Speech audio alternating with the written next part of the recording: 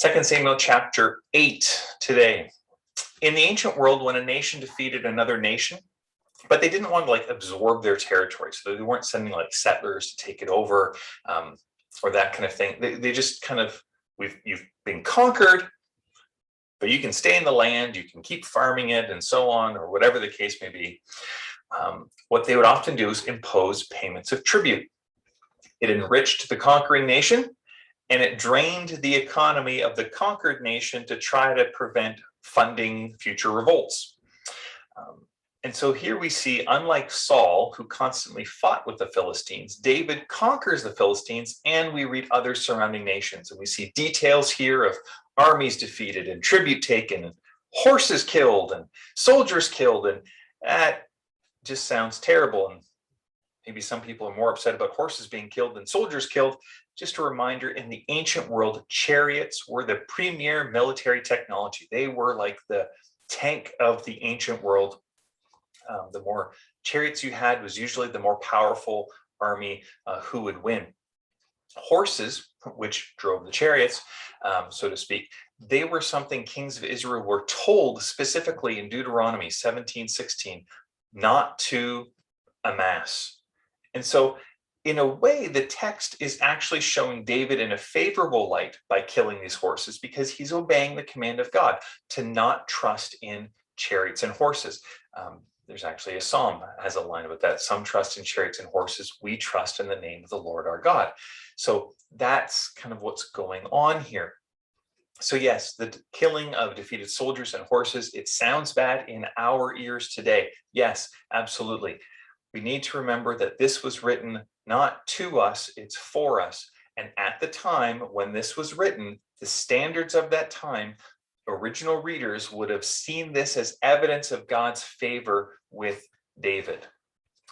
By the way, this wouldn't be considered God's favor under the new covenant.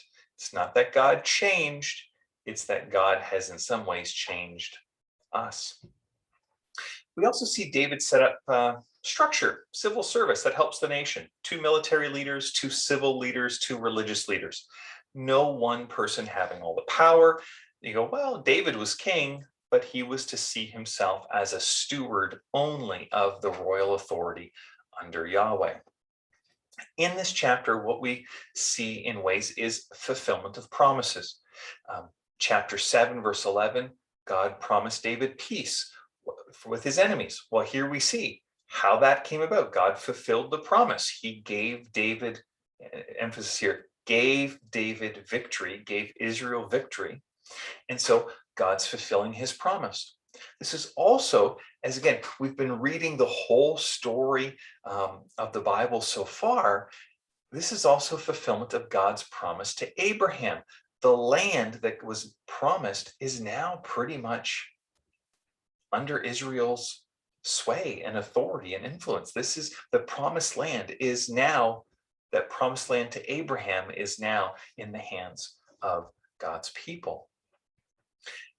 And this kind of leads us to just the reminder, at least this is what I want to bring to our attention, is that we've been given, last chapter we saw it, a promise about an eternal kingdom, an eternal king, Jesus.